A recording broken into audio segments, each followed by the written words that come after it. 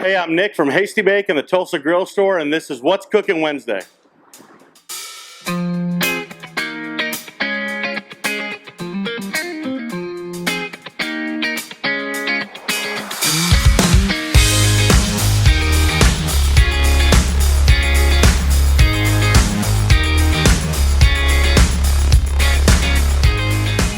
Now, our goal on these What's Cooking Wednesday series is to bring you something that you can cook after work, when the kids are getting home, when you're getting home, when you're tired, you don't want a really long, lengthy grill. So we're going to do something cheap and fun. Today is pork steaks. These are not cut from any steaky region of the pork like you would normally think on beef. They're actually cut from the pork butt or the pork shoulder. They're slices somewhere in the range of 3/4 of an inch to 1.5 inches thick. We got some nice thick ones here today, so they're going to take on a good amount of smoke. We asked our butcher to cut some 1.5 inch steaks for us, and this is what those look like.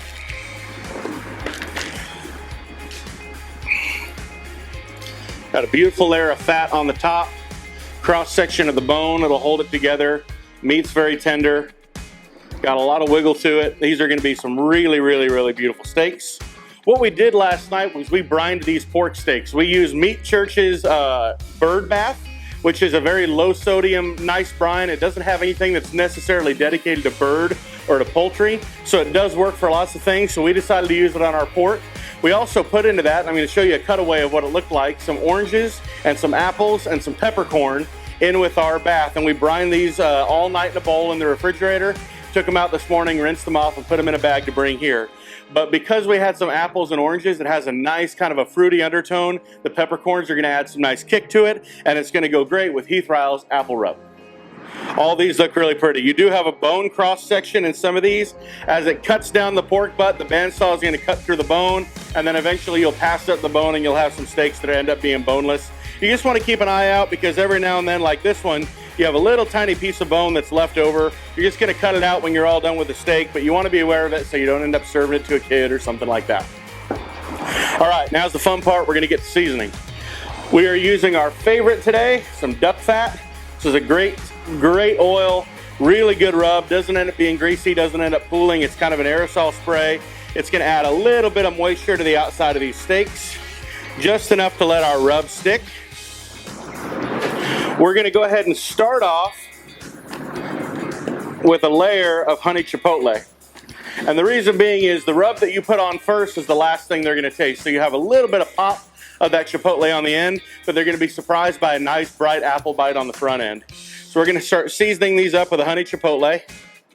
A nice even coat. It's a thick steak, so it can take quite a bit of seasoning. These pork steaks kind of have a battle of where they hail from. St. Louis people are going to say they come from St. Louis. Texas people are going to say they come from Snow's Barbecue in Texas. Texas is going to use that SPG that they're really well known for, that salt, pepper, garlic, that heavy black pepper, that kosher salt. It's a great flavor profile. Anything coming up from St. Louis is probably going to be a little bit sweeter. So they can battle it out, but all we know is we end up winning because these are a great eat. Apple rub, going to top that off on the top. Press that in. It's called rubbing, but you don't really rub. You just kind of press it in. You start rubbing, it'll slough off. Heath's rubs, especially his fruit ones that use peach or apple, have a wonderful flavor to them. There's a lot of pop. You can definitely taste the peach. You can definitely taste the apple. He's done a really good job constructing those rubs, and we're happy to carry him at the Tulsa Grill Store. You can buy them from him online too if you're nowhere near us. But either way, definitely something you want to give a shot on. I will tell you, that honey chipotle rub, I put that on everything. It's really good. So Heath, nice work, buddy. All right, what we're going to do from now is we're going to let these things sit out for about 10 minutes. We're going to let them sweat. We're going to let that moisture of that meat come up and grab the seasoning, pull it back down so it's nice and tacky and it doesn't rub off on our grill. We'll get them on the smoke. We're going 250 today on the Weber Smoke Fire. This is something new. A lot of times we like to cook on our Hasty Bakes here, but the Weber Smoke Fire is a great grill. We're smoking these things at 250 today until we get to an internal temperature of about 145, which is safe for pork. So after we hit that 145, we're going to crank that smoke fire up to 600 degrees, get a great sear on it, and let them rest. And we're really excited how they're going to turn out. So we're giving this thing a test. We got some pecan pellets in it, which is a great complement to pork, and we're real excited about it. So after these things rest and sweat, we'll see you guys in a minute. These things have rested. They're ready to go. They got all the seasoning kind of tucked away tight on that meat, and we're going to go ahead and put them on the smoke fire. Like I said, 250 over pecan pellets. We're going to see how long they go.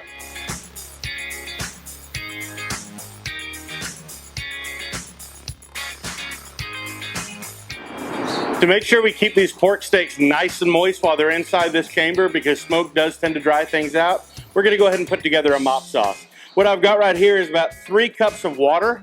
I've heated it up inside the smoker so it's almost to the boiling point. We're going to put some vinegar in there. About half a cup. We're going to go about half an onion, half a stick of butter. You're going to use quite a bit of Worcestershire because it's going to go a long way. 2 teaspoons or so, maybe 1, depending on the size of your pot, of dry mustard in there. Gonna sink all that down, get that butter in there so the water starts melting. I'm gonna put that back on the smoker in the hottest spot of the smoker I can to really kind of get it rolling a little bit. Once that's kind of coming up to temperature on the mop sauce, you're gonna go ahead and take your mop, you're gonna dip it in the sauce, and you're gonna mop your steaks down about every 10 minutes or so until it comes up to the temperature you're looking for, which for us, about 145, 150 degrees internal is gonna do it.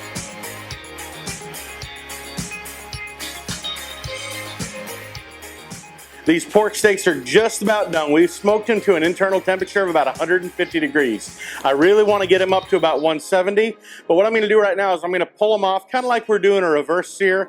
I'm going to let them rest a little while we get the smoke fire up to about 600 degrees. We're going to crank it, get a really good char on all that fat that's around the pork, finish these things, bump them up to 170, and we're going to call them good. So I'm going to crank the smoke fire up, but first, going to put these things in a pan and let them rest here on the counter while we're getting that fire hot. Our smoke fire is now up to 600 degrees. It says so on the dial, but just to confirm, I'm going to go ahead and hit it with this laser thermometer, infrared thermometer, just to see what kind of temperatures we're registering. 612 on another, 630. I mean, this is every bit of 600 degrees, which is not that common on a pellet grill. There is a little bit more fly ash than on some other pellet grills, so some of those reviews were right, but I wouldn't expect anything less when you have a lot of air blowing on those pellets trying to get this thing cranked up to 600 degrees. We are going to put these pork steaks on now, get that fat nice and charred and rendered up, and man, we're looking forward to this.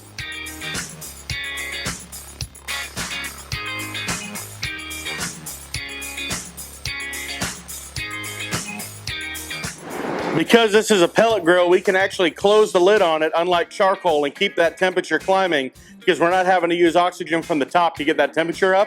So I'm going to let those things sear for about a minute. We'll flip them over, hit the other side, and then they're going to be done.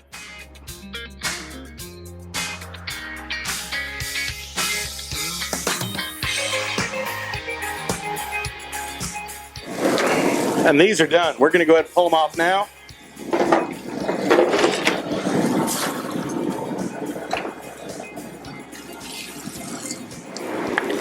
Bring them back for the rest. All right, we've rested these steaks for a while. We pulled them off the smoke fire. It was blazing at 600 degrees, had a lot of flame, had a lot of flare, had a great color on these things. They went for about 3.5 hours on the smoke. We brought them up real slow, started about 225, and brought them in to about internal temperature of about 150. We rested them. We got that cranking temperature up, and we threw them on there for about a minute, minute and a half aside just to get the final brown. That pushed the temperature from the 150, 155 range up into 170, which is right where we want it. Now to serve these things, it's real easy. You can serve them as a steak, you can slice them. I like to slice them kind of into bite-sized pieces, serve them with a sauce on the side. They're great for small bites, they're great for a meal, and they're dirt cheap because they're actually pork butt. So about $1 to $1.50 a pound, and you got a great protein for your meal here. So let's slice them up and see how they turned out. I did say before, beware of where the bone is. So I'm going to feel around and feel that spot. I'm going to slice right in the middle of it. See how these look. Now we got a wonderful smoke ring on that. So we had a good amount of salt in our rub, some great pellet smoke coming from that cooker. Probably more pellet smoke than we're used to on a lot of other grills. They're nice and tender. They're the right consistency for a good steak bite. We're just going to get them sliced up here.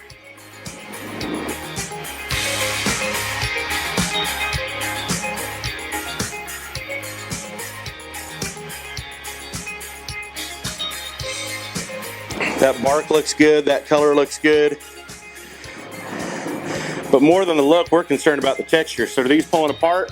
They are, which is right where you want it. You want to render that fat enough where it's not gummy, it's not hard to chew, it's nice and tender, but it's still moist and it doesn't dry out. That's what we're talking about. Oh man, alive. I could eat that all day, every day. We'll be doing these a lot more often. That smoke fire did great. These steaks are wonderful. That mop added in all that extra moisture. Super excited about this. Thanks for joining us, guys, today on What's Cooking Wednesday. Grab some pork steaks. They're a nice cheap meal for your family at night. You can't beat that. Have a great week.